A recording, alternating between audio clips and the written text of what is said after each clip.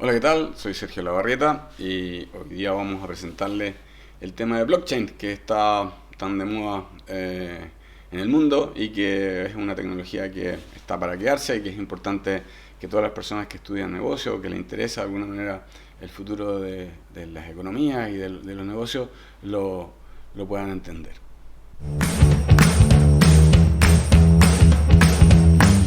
Bueno, tal como les indicaba, el tema de blockchain o de cadena de bloques es un tema muy relevante que ha aparecido en el último tiempo y que más allá de alguna manera del hype, ¿cierto? De la excitación que a veces produce el Bitcoin y ese tipo de criptomonedas, la verdad que es una tecnología interesante, que es importante que ustedes entiendan y que tiene aplicaciones no solamente en las criptomonedas, que vamos a hablar en los siguientes capítulos, pero también para otros sistemas. Esta serie tiene 3 capítulos, tiene 3 partes. En esta primera vamos a hablar básicamente de la tecnología. Bueno, vamos un poco a eso. Entonces, como decía, tenemos la primera que vamos a hablar de la tecnología, la parte 2 que vamos a hablar un poco más de los criptoactivos, vamos a hablar en más profundidad del Bitcoin, el Ethereum y ese tipo de monedas y cómo funciona ese mercado.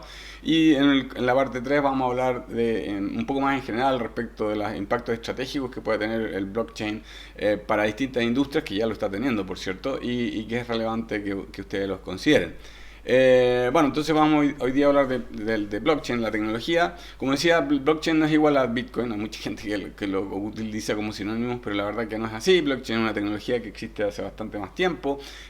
Bitcoin utiliza esa tecnología y otros criptoactivos lo utilizan junto con, por decirlo así, la tecnología del Internet. O sea, si la Internet no existiera y los protocolos que permiten de alguna manera el intercambio de datos en Internet, no podría existir o sería muy difícil que existieran Bitcoin en las criptomonedas. Entonces, de alguna manera, esas criptomonedas y otras soluciones, no solamente esas, hay otras, utilizan estas tecnologías. Entonces, ¿en qué consiste un poco la blockchain? Esto puede ser un poco quizás sencillo y me disculpan las personas que obviamente son más especialistas en esto. Nuestro objetivo es justamente llegar a un público más amplio y que puedan por lo menos tener un conocimiento introductorio. Obviamente esto se puede estudiar muy fuertemente. La blockchain de alguna manera está asociada a las bases de datos, está asociado a la ciencia de la información, a la computación, y por lo tanto hay mucho desarrollo ahí y no es aspiración de este video cubrirlo a ese nivel de complejidad. Pero básicamente es un sistema de registro, o sea, de alguna manera es una base de datos. Y desde ese punto de vista tiene varios usos, pero quizás el más regular es guardar información. Ahora, lo interesante es que las particularidades que tiene este tipo de base de datos, que de alguna manera son descentralizadas generalmente, y pueden de alguna manera programarse para que sean más incorruptibles, para que sean de alguna manera más seguras y para que sean más transparentes. Y como se dan esas condiciones, que sean más seguras, más incorruptibles, más transparentes, es más factible que sirvan para eso que aparece ahí marcado, que es la transferencia de valor digital. Y esa figurita que aparece ahí de alguna manera refleja lo que es una cadena de bloques. En el fondo, en cada bloque hay información que es registrada cada bloque es encadenado a otro bloque posterior donde también hay nueva información encadenada y así sucesivamente. Y por eso se llama cadena de bloques. Y esa cadena, si ustedes lo fijan, es básicamente un listado de registros, de transacciones o de traspasos de información en el fondo, pero de transacciones que se van registrando en el tiempo y que quedan por siempre en esa cadena de bloques y que por las características que vamos a ver hacen que sean más incorruptibles y por lo tanto sirvan para transferir valor. Vamos a hacer un ejemplo de una transacción. En general, esa es como la aplicación más importante de las de blockchain, ¿cierto? Es que yo pueda hacer transacciones. Entonces vamos a suponer la situación en que Jaime ofrece una pintura para la venta en la internet y que sea en cualquier sitio de venta o un anuncio en Instagram, en lo que fuere, y hay distintas personas que muestran interés, pero bueno, finalmente le ofrecen $1000 por la pintura y Jaime decide vendérselo a Francisca, que es la primera que envió su oferta. Entonces fíjense que las distintas opciones para concretar la venta en la práctica serían algunas de las que aparecen ahí. La primera es que Francisca confíe y envíe el dinero a la cuenta de Jaime a cambio de que, esperando de que le mande la pintura porque se ocurre.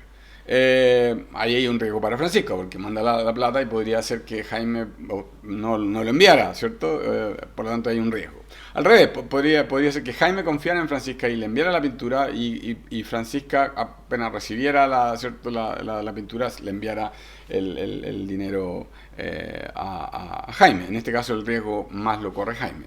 Otra alternativa es que se juntaran las dos personas en un sector, en un café, y ahí hicieran la transacción, le pasaran la pintura y la otra persona le pasara un cheque o dinero en efectivo si fuera así. En general eso disminuiría el riesgo, hay un costo de juntarse. Es cierto que eventualmente Francisca le podría pasar un cheque sin fondo, siempre hay algún tipo de riesgo, pero el riesgo disminuiría un poco. Ahora, la cuarta opción es que esta transacción ocurra, por ejemplo, a través de una plataforma de intercambio, por ejemplo, eBay o Mercado Libre, en que se vendiera a través de ese sistema y Mercado Libre se encargaría de verificar que esa transacción se pagara, por lo tanto le cobraría a Francisca los $1000 y se aseguraría de que Jaime enviara a través de algunos de los sistemas de envío que tiene Mercado Libre de que esa transacción ocurriese. Ahora, obviamente que por ese servicio Mercado Libre cobraría una comisión y por lo tanto parte del valor de la transacción quedaría en manos en este caso, del intermediario. Una quinta opción, que es donde aparece de alguna manera el blockchain, es lo que aparece ahí con el número 5, ¿cierto? Imagínense que hubiera una posibilidad de hacer un registro digital que indicara que Jaime enviará la pintura y recibirá a cambio los $1000 y que será verificado por terceros con incentivos correctos, ¿ya?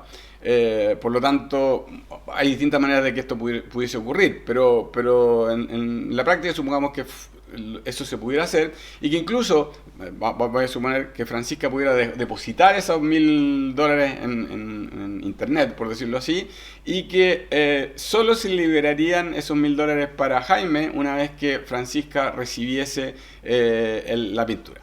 Entonces, una vez que Francisca hubiera dicho sí, ok, eso se liberara automáticamente y le entregara los $1000.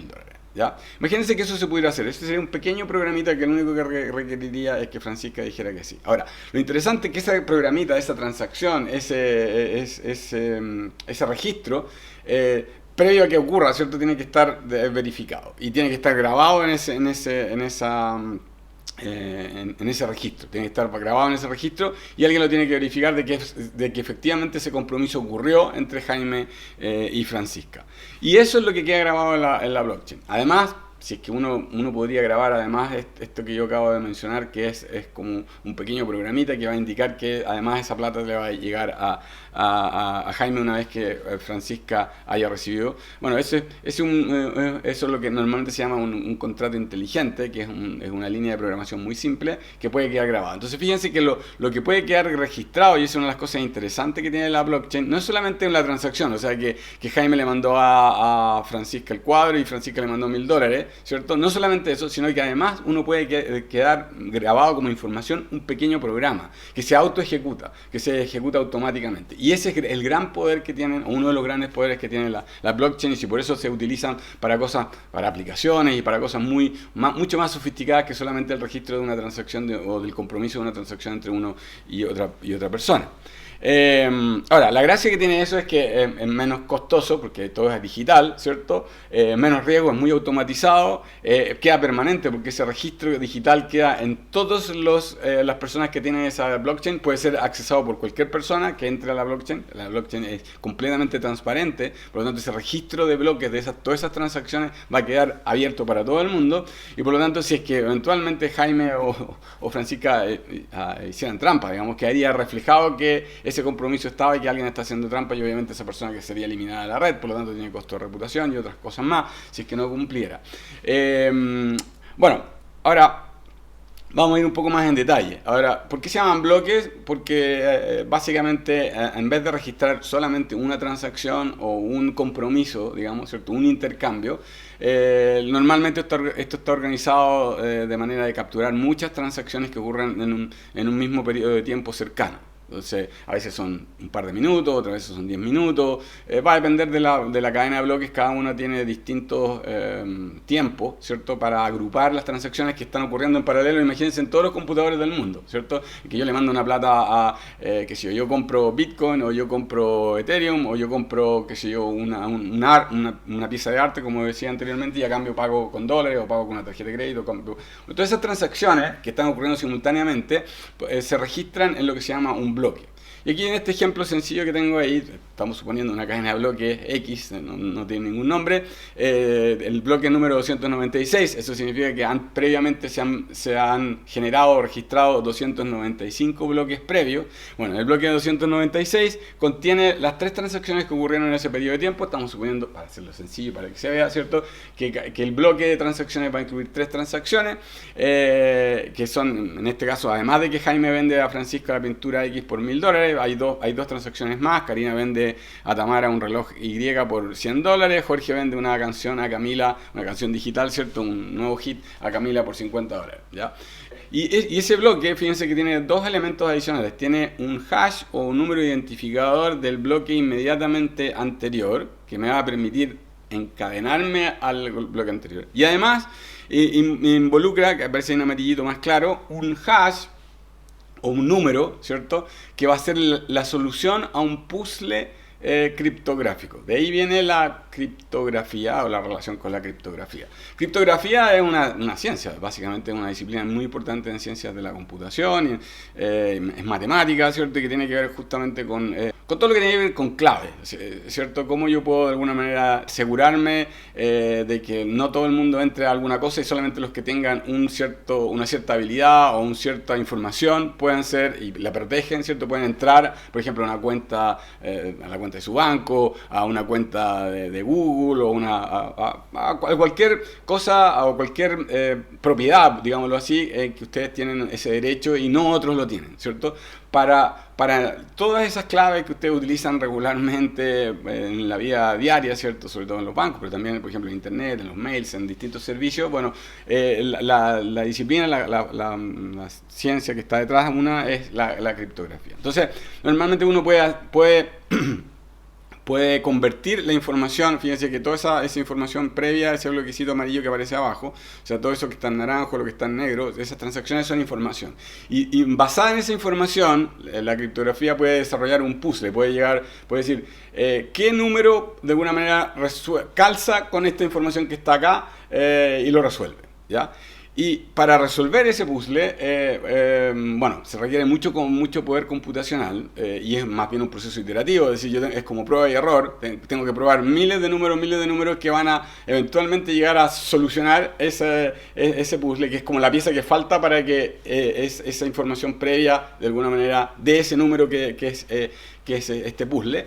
Y bueno, hay que probar muchas veces, y requieren de poder computacional, de energía, ¿cierto? Y bueno, y hasta que al final alguien lo identifica después de mucho prueba y error, ¿cierto? Y entonces en ese caso los verificadores que están ahí tratando de identificar ese puzzle pueden eventualmente minar el bloque. Entonces fíjense que se producen las transacciones, se empaquetan, de alguna manera esto está programado en la blockchain, se empaquetan esas transacciones, y se genera un puzzle que hay que resolver, que es un puzzle numérico, matemático, ¿cierto? Y de prueba y error, al final se obtiene eso. Ahora, mientras más verificadores haya, mejor, porque obviamente si hay uno, esto se demora más tiempo y puede ser medio complicado, porque hay uno solo controla la red. Mientras más, y por eso es que en muchas redes hay las redes más potentes tienen muchos verificadores. A esos verificadores muchas veces se les llama mineros, ¿cierto? Entonces, ¿qué es lo que buscan? Tienen muchos computadores, con esos computadores tratan de encontrar, ¿cierto?, la solución a esos puzzles. Mientras más poderosos sean esos computadores, mientras más fuertes sean, más probabilidades tienen de poder resolver eso. ¿Y qué es lo que ganan estos verificadores? Es que una vez que resuelven el puzzle, ¿cierto?, y encuentran, por ejemplo, en ese caso la solución era, este es un ejemplo figurado, era el número 008466, que está asociado al bloque número 296, ¿cierto? Entonces lo resuelven y ellos tienen derecho a grabar eso, a grabarlo en la cadena de bloques. O sea, a encadenarlo en la cadena de bloque al bloque 295 y pegarlo. Y enviárselo a todos los demás verificadores, de modo que ahora en sus computadores ya no van a tener solamente hasta el bloque 295, sino que además van a agregar el bloque 296 que fue minado o creado o registrado por este minero. Entonces ahora...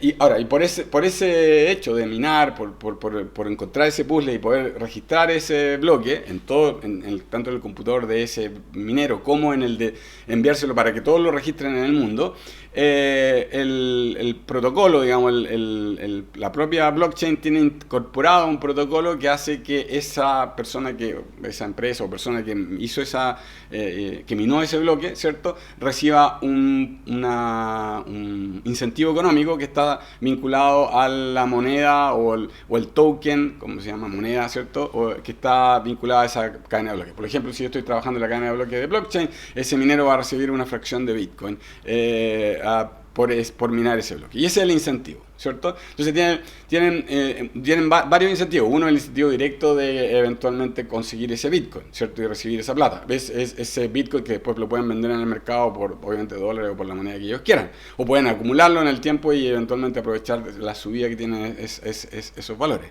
Y además tiene otro incentivo, porque obviamente si es que ellos minan bloques, actúan fraudulentamente, en general van a afectar a la red, y si afectan a la red, su posibilidad futura de poder obtener esos incentivos disminuye. Como ellos están muy invertidos, porque han invertido su capital, han invertido en equipos computacionales, de alguna manera en fábricas, ¿cierto?, mineras, ¿cierto?, van a perder toda esa inversión. Por lo tanto, en general tienen dobles incentivos para actuar más por lo económico, para actuar correctamente, ¿ya?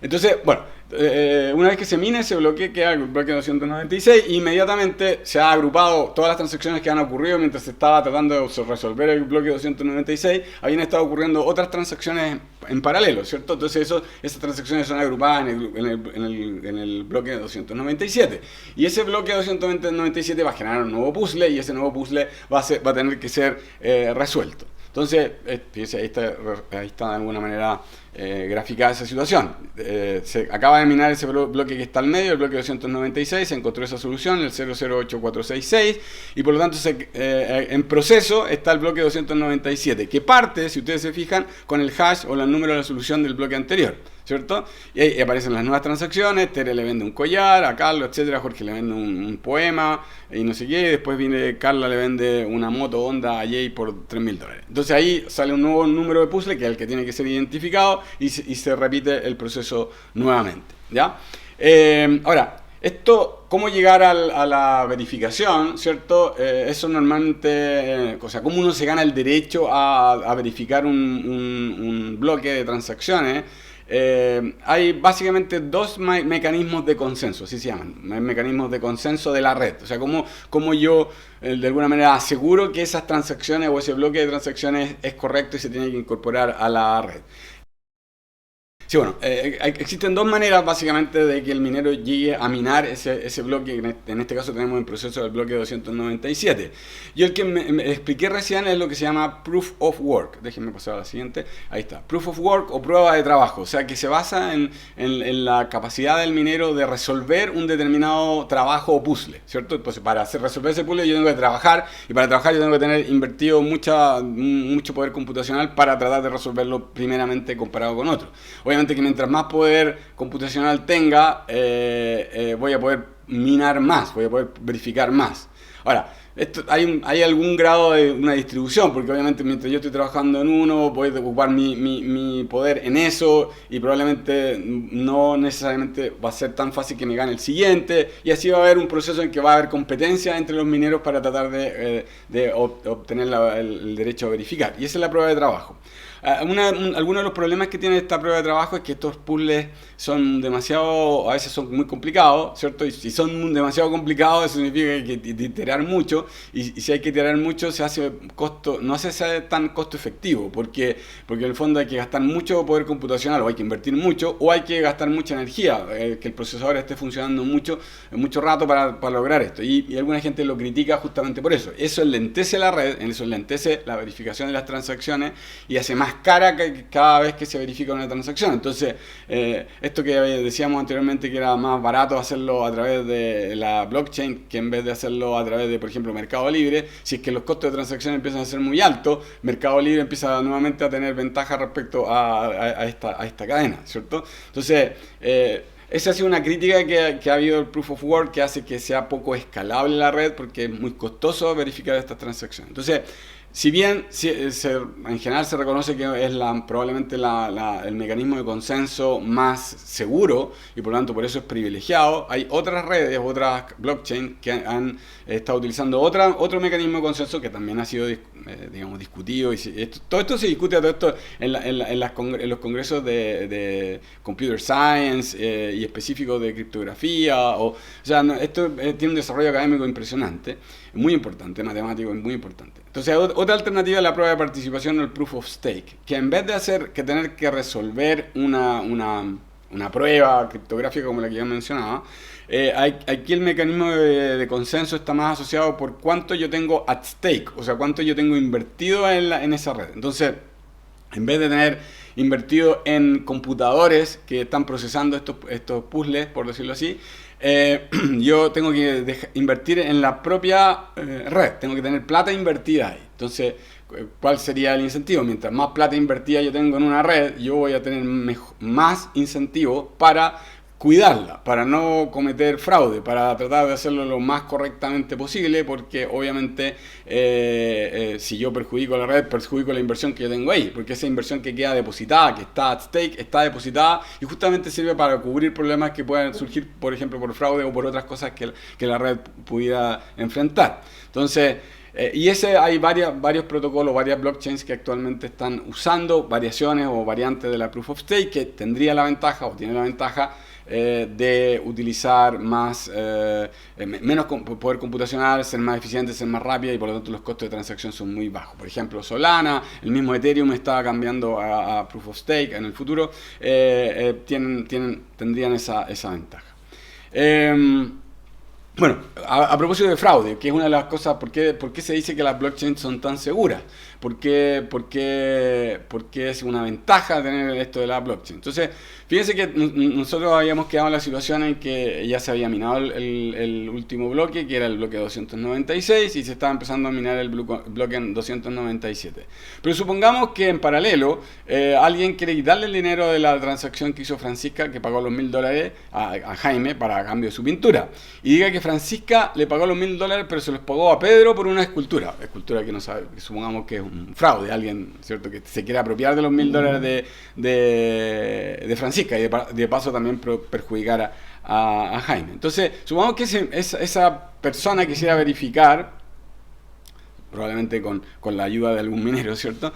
Quisiera verificar la transacción que ahí aparece en rojo, que en vez de que Jaime le vendió a Francisca la pintura por X por $1000, Pedro lo que ocurrió fraudulentamente, ¿cierto? Esto no es la verdad, pero estamos tratando de que eso quede grabado en la red, que Pedro vende a Francisco la escultura Z por $1000. Entonces, fíjense que como esa información es distinta, como la información que está en rojo es distinta a la que aparece arriba, eso significa que el puzzle criptográfico que se va a generar para ese bloque de información va a ser distinto. Y por lo tanto, la solución a ese puzzle, el número que va a ser necesario para solucionar ese puzzle, ya no va a ser el mismo, el 008466 que habíamos visto anteriormente, ¿cierto? Entonces, el bloque 297, que ya estaba en proceso de creación, porque ya estaba en proceso, como decimos de arriba, que parte con la información del bloque anterior, o sea, parte con la solución al anterior, y por lo tanto parte con el 008466, una vez que fuera minado, no se podría encadenar, porque la solución de abajo no va a ser el número, no va a ser 008466, va a ser, supongamos, 008454. Y ese no va a encadenarse con el de arriba, y por lo tanto, como no se puede encadenar, si se mina el de abajo, ¿cierto?, el bloque 297 va a desaparecer. O sea, pasaría algo como esto. Pero, ¿qué pasa aquí? fíjense que en paralelo, supongamos que esto fuera en el computador de un minero, pero en todos los otros mineros que están ahora tratando de minar el bloque 297 van a tener otra información. Y lo más probable es que esa información alguien lo verifique, ¿cierto? Va a decir, yo encontré la nueva solución, que es esa que está ahí, que es 003277, ¿cierto? Y por lo tanto, ahora yo tengo el bloque 297 y van a empezar a minar o van a tratar de verificar el 298. Entonces fíjense que ahí en ese momento voy a tener una cadena de bloques de arriba que va a tener 3 bloques, 297 bloques hasta el bloque 297. En cambio la cadena de abajo tiene solamente 296 bloques, el último bloque siendo el fraudulento. Por una protocolo, una regla, digamos, ¿cierto? Se establece que uno tiene que agregar los nuevos bloques a las cadenas más largas. Como la cadena de arriba es más larga, ¿cierto? Y van a haber, además, lo más probable es que haya más mineros que tengan esa cadena. O sea, vamos a suponer que si hubieran 1000 mineros, 999 tienen la cadena más larga y solamente uno tiene la cadena más corta, que llega solamente hasta el 296, esa cadena va a ser rechazada. Y por lo tanto va a perdurar la más larga. ¿Ya? Y de esa manera, bueno, aparte de los incentivos de que una vez que se chequee que puede haber un fraude, obviamente que ahí uno puede identificar las direcciones de quienes están involucrados, pero además, por el propio procedimiento, digamos, las intenciones de fraude o los intentos de fraude van a quedar eliminados por el propio funcionamiento de la cadena. Por lo tanto, después de eso, lo que va a suceder es que se va a borrar esa opción y esa no va a quedar. Y en los 999 computadores, en que suponiendo que hubieran 1000, ¿cierto? Lo más probable es que hayan cientos de miles, pero si hubieran 1000, ¿cierto? Eso va a quedar la cadena de arriba y por lo tanto se va a seguir minando y se evita. Ahora, ¿cuándo se evita este problema de fraude? Igual existe algún riesgo, porque supongamos que 50% de los 1000 mineros, supongamos que 501 se pusieran de acuerdo en que la transacción real fuera la de abajo, ¿cierto? Y no la de arriba. Bueno, fíjense que los incentivos para hacer eso son bien locos. Tendría que ser tendría que ser una transacción muy grande y sería muy obvio. Existe igual esa posibilidad, podría existir, la posibilidad es baja, pero podría existir de que se pusieran de acuerdo y que dijeran, no, la que vale es la de abajo y así, entre comillas, le quitamos la plata a Francisca, los $1000. Ahora, obviamente que por $1000 no lo van a hacer. Podría suceder, y por eso eso se llama el ataque del 50%, ¿ya? Podría suceder, pero por eso es bueno cuando las redes están distribuidas y hay muchos actores y no hay una concentración. De hecho, últimamente, por ejemplo, el gobierno chino puso una prohibición a la minería de bloques en China.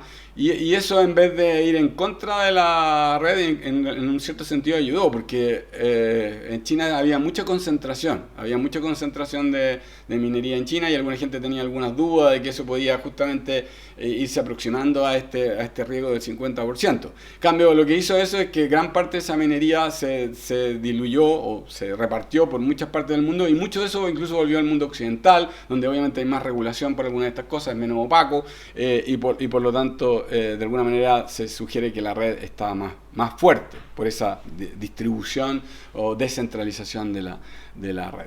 Ahora, una última cosa que yo quisiera señalar es que la tecnología del blockchain, si bien nosotros la conocemos más aplicada a redes abiertas, como por ejemplo el Bitcoin u otras redes, ¿cierto? Pero la verdad es que la tecnología puede ser utilizada para cualquier base de datos. No necesariamente tendría que ser utilizada en una red abierta. Podría ser utilizada en una red cerrada, al interior de una empresa, o por ejemplo entre empresas.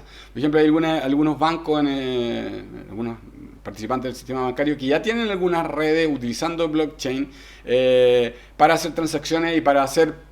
Fíjense que tiene una ventaja porque yo puedo liquidar transacciones entre bancos de una manera muy sencilla, o sea, puedo hacer como un clearing, o sea, puedo netear las transacciones entre todos los que participan en la red de una manera muy fácil, de una manera muy rápida e incorruptible y muy fácilmente verificable, o sea, tiene ventajas para ello. Y está siendo utilizado en esas redes cerradas. Ahora, obviamente que en general la gran parte del valor de esta tecnología tiene que ver con el tamaño de la red, entonces cuando el tamaño de la red es muy amplio, como y para eso, para que eso ocurra, obviamente es más factible que ocurra bajo una red abierta, ¿cierto? Es que ha tenido ese despegue explosivo, por ejemplo, con las criptomonedas u otro tipo de criptoactivos. Bueno, como decía, si es abierta tiene esa ventaja que se expande, pero existen algunos riesgos. Hay costos de coordinación, supervisión y seguridad, yo lo acabo de mencionar, y por eso es que muchas veces es clave investigar cuáles son los incentivos, cuál es el mecanismo de consenso que se está estableciendo. Algunos son más seguros, otros menos seguros, cómo está distribuida la red de verificación, ¿cierto? Si está muy concentrada o no, cuáles son los mecanismos de gobernanza, o sea, cómo se ponen de acuerdo al interior entre los distintos participantes de la red para llegar a, por ejemplo, cambios en los protocolos, porque estas redes van evolucionando. O sea, hay programación que se va cambiando, hay reglas que se programan en la red, pero para llegar a esos cambios en la programación se tienen que poner de acuerdo las distintas personas que están ahí. Entonces, los mecanismos de gobernanza también son importantes para considerar algunas redes más seguras que otras, ¿no? Pero desde un punto de vista amplio, tienen la ventaja de que como esto es descentralizado, es más difícil que alguien capture esas redes. En cambio, en el caso de las redes centralizadas, como por ejemplo en el caso de los bancos, fíjense que si alguien, supongamos una persona corrupta, tomara control justamente de su banco, él lo podría eventualmente sacar toda la plata de ustedes, es decir, mostrarle ahí en internet que tienen la plata, pero en un momento u otro llegar y tratar de sacar la plata y no está. Porque es un registro, ¿cierto? Y un registro que es central y por lo tanto alguien podría extraer ese dinero, mostrar el registro, pero un registro que básicamente es mentiroso.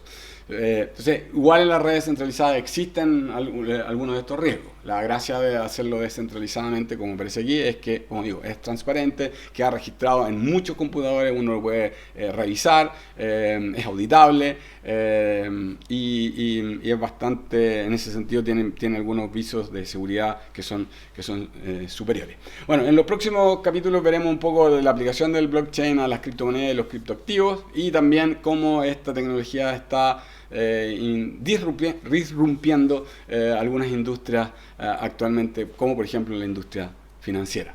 Bueno, nos vemos en otro video de Strategic Look, una mirada estratégica con Sergio Labarrieta. Ojalá les haya servido. Nos estamos viendo próximamente.